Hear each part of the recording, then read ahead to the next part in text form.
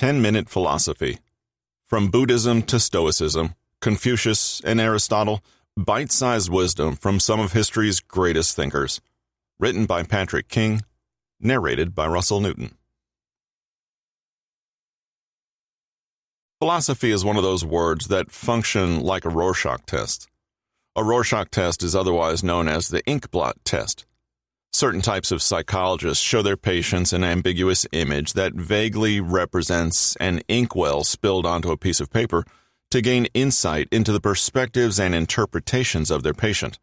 The thought is that patients will see, in the ambiguous image, whatever they want to see in it, and that it is representative of how they see the world, their emotional state, and so on. Two people looking at the same blurry splotch of ink can see two vastly different images. It will have nothing to do with the image itself. And so it is with philosophy. I bring this up because philosophy isn't always viewed with positivity or even interest. If you think of philosophy as time-wasting, thumb-twiddling, then that is undoubtedly what you will get out of it. You'll just hear a multitude of empty platitudes and wonder what the point of it all even is. This skeptical approach is fairly common and at times understandable. After all, what problems are being solved simply by thinking and pontificating about them?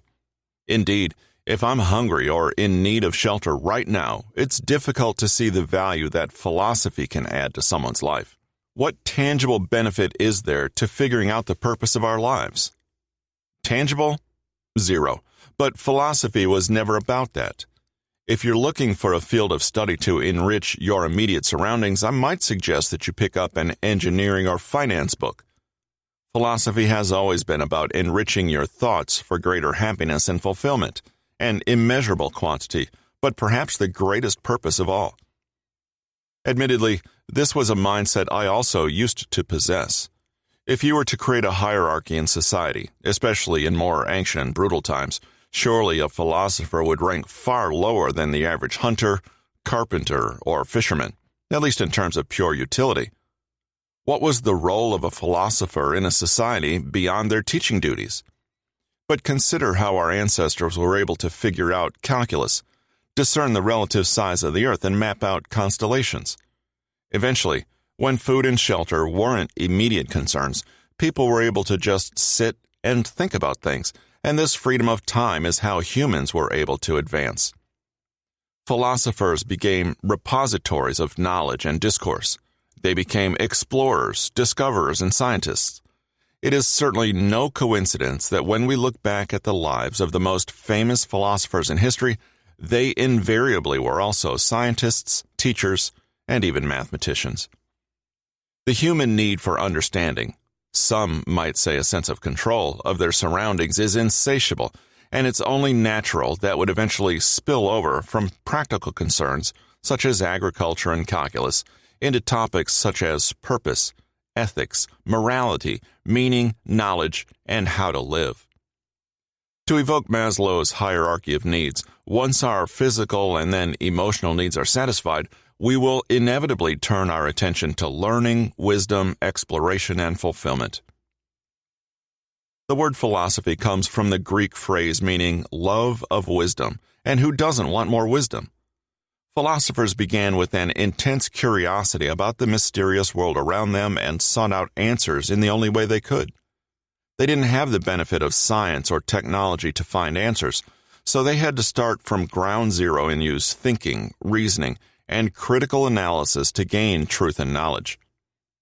How might you determine why men and women are different or why the sun rises in the morning? The only place you can start is by thinking and pondering, making observations, and then challenging everything you thought you knew. This is perhaps why philosophy can appear circular and redundant, constantly asking, why do you know what you think you know? That's all they had. And you'll get a full dose of that approach when you read later on about René Descartes. They grappled with questions that we still can't prove or definitively answer, even with today's technological advances. But this didn't deter them. What is life? What is right and wrong? What is our purpose? How should we live our lives? What is real and what is not? Philosophy seeks to answer these questions, and by and large, different schools of philosophy sprang out of different answers and approaches. We're nowhere closer to objective answers to any of those questions some 2 millennia later, but many perspectives have been created, each with the possibility of increasing your happiness and fulfillment, your true benefit from learning philosophy. This will ultimately be the purpose of this book, exploring a set of approaches to fulfillment and finding one that helps you find your personal version of it.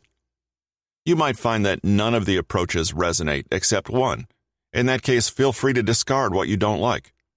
You might find that each of them resonates in their own way, and in that case, cobble together a Frankenstein version of your approach to happiness, taking bits and pieces from everything.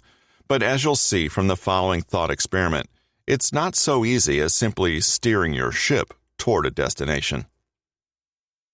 The Trolley Dilemma. One of the most famous philosophical questions comes in the form of the Trolley Dilemma, and it is a question of ethics and morality. You can think of this problem as determining what is moral and what is not, for yourself and others. In doing so, you might find that your idea of morality directly conflicts with that of others. It was originally developed as a thought experiment by Philippa Foot in 1967 and adapted by Judith Thomson afterward, and the nature of any dilemma is that it produces different answers that demand to be examined. There is fertile ground for disagreement and exploration of different interpretations. Each different answer underlies a different set of values and formative life experiences. Imagine you're standing beside some trolley tracks. You see a runaway trolley screaming down the tracks toward 5 workers who are facing away from it and don't hear it coming. Even if they miraculously become aware of their imminent mortality, they're still doomed to their deaths. You're an innocent bystander, and you fortunately have some knowledge of how trolley tracks work.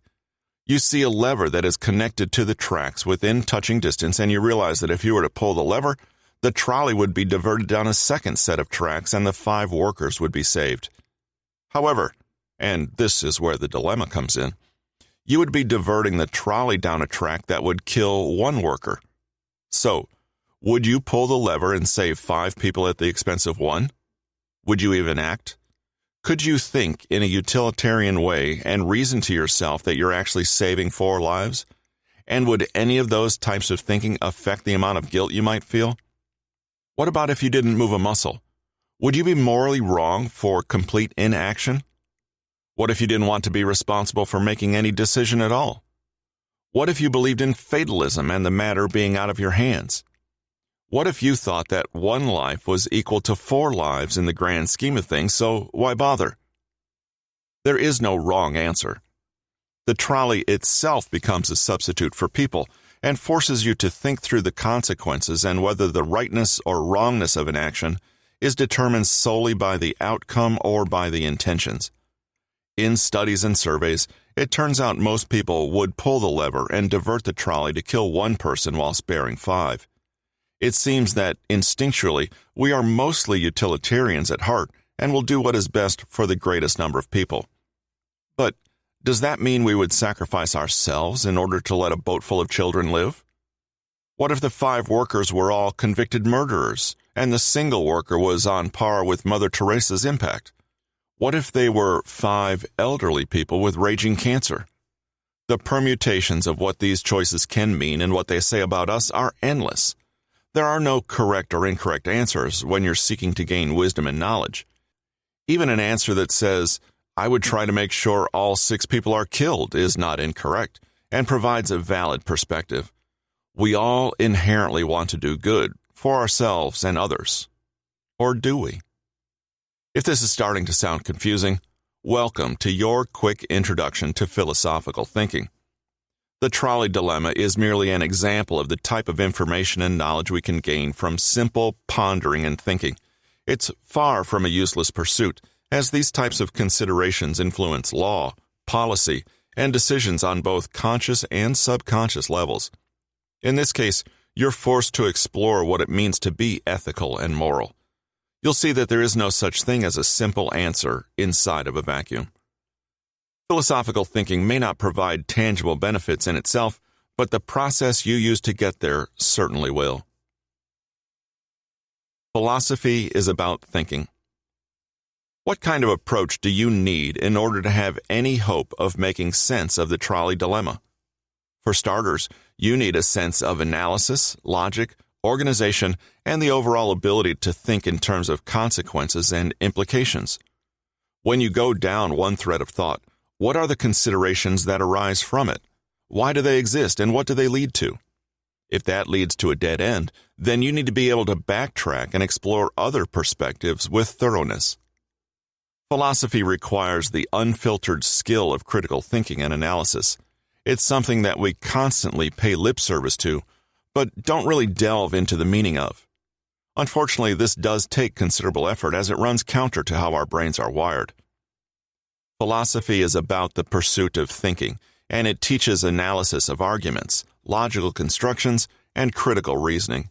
It teaches cognitive biases and logical fallacies, as well as a sense of discovery because, as you can see, no one answer is ever enough.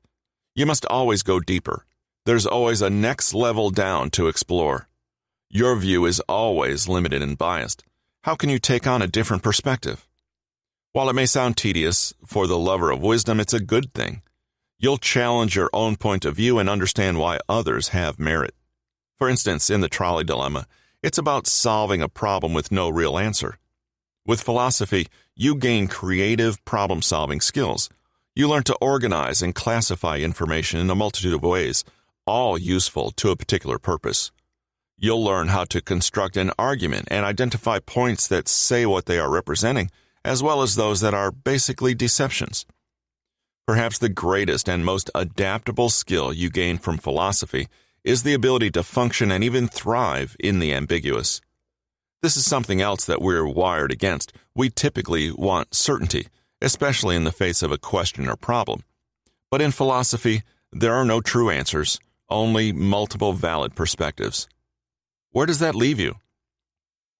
Needing to cultivate a set of techniques to questions and understand deeper, these are the wandering and circuitous thoughts that appear to lead to nowhere to the casual observer, but in reality are drilling down deep into knowledge and wisdom.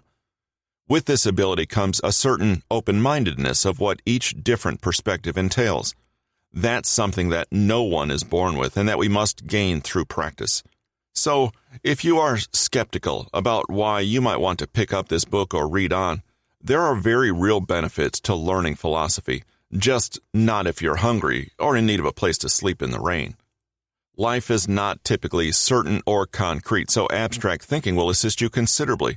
Yet this still pales in comparison to the value of finding your life philosophy, a personalized path to fulfillment and happiness based on some of history's greatest thinkers. What's your life philosophy? Philosophy gives you hard skills.